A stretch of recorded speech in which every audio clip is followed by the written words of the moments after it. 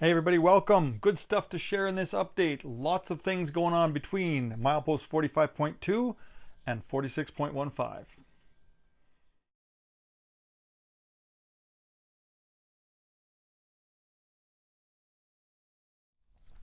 So I'll quickly go over what I took care of with the restoration work at milepost 46.15 as a result of the dishwasher leak up above. The track was damaged, of course, so I ended up putting about 16 inches of new track in here. Of course, new ballast and all that kind of good stuff, blending it in with the existing stuff. The rock work was damaged back here as well. So this rock face from this point on completely came out. And while I was at it, I lowered the cut itself to make it a little bit more pleasing. All new rock went on there, cast up, and matched all the colors up. This is the joint is right here, if you can see it. I don't know, it's pretty tough to see, which is kind of the whole point here.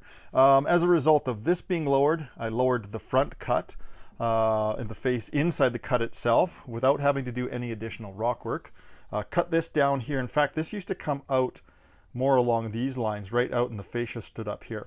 I cut it back lower down and faded it into the scenery here and lowered the fascia on the front, which I think is a lot more pleasing. I never liked the jog in the fascia that went up as a result of that rock cut. So this is a little more pleasing and brings the eye into the scene a little bit better. All new Sculptamold, or pardon me, all new celluclay from here to here and here to here. So this is basically a swath of new scenery through here. While I was at it, of course, in went aspen trees. So a splash of yellow, and then that continues across to the other side of the tracks here. But that, as mentioned in the micro update, led to me wanting to put more aspens in everywhere. And you can see here that I ended up using the rest of my stock from 4615 down to tunnel 5, which is mile 45.2. Still a few more to go here, but as I said, used up the entire stock. I have to wait for some decent weather so I can go outside and enjoy spinning up some more aspens. Back in the micro update video, I mentioned that I also wanted to replace the tunnel 5 portal. Now I'd cast this portal out of plaster using forms I'd made years ago, and the detail just wasn't there in comparison to the portals that I'd been scratch building out of styrene. So I decided to replace it with this portal here. I built this model with an exposed tunnel liner, and to be able to see it, I ended up changing the placement 2 inches further up the hill from the old plaster portal. And the new placement gave me the opportunity to put in a retaining wall. Anyone who's been following the channel for a while may recognize this retaining wall as the one that was on the west end of the rock shed along Crow's Nest Lake. I saved it when I tore all that scenery out, and now it has a new home at Tunnel 5. Now, maintenance on a model railroad is more than just cleaning track and worrying about how your locomotives are performing. In my case, my lamps seem to have reached the end of their lifespan, and every week it seems I'm coming down to a new dark spot on the layout. So I figured it was time to modernize the way I lit things up. Now for me personally, lighting is one of the more important aspects of presentation of a layout. It completely changes the way you look at a scene. So I spent some time experimenting with all the various options available to me, and I've come up with a solution that I'm happy with.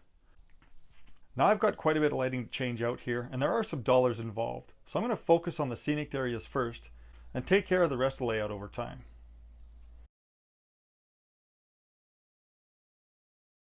Pretty happy with the way things have gone so far in January. Really happy with the Tunnel 5 area. The splash of color between 45.2 and 46.15 has really made a difference to this section of the layout.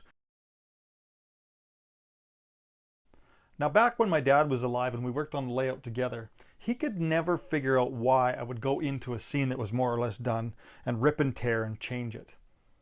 One of my channel members made a comment on one of my recent restoration videos on the fact that he appreciated that I go over not just how I do things, but why I do things. And that got me thinking that that would be a great series to introduce. So if you're interested, I'm starting a new series for channel members called Why. The first video in the series covers not just how, but why I replaced the Tunnel 5 portal. The second is on using trees to establish sight lines and extend the linear feel of a layout. And the third covers the testing and ultimately why I chose the lighting that I did. So if that grabs your interest, hit that join button and see if becoming a channel member is something that interests you. Along with the why and the restoration series, there's dozens of videos available to channel members. Well, that pretty much wraps up this update. Subscribe if you feel up to it. Smash that like button if you dig what you see. Thanks so much for watching, everyone, and we'll see you in the next video.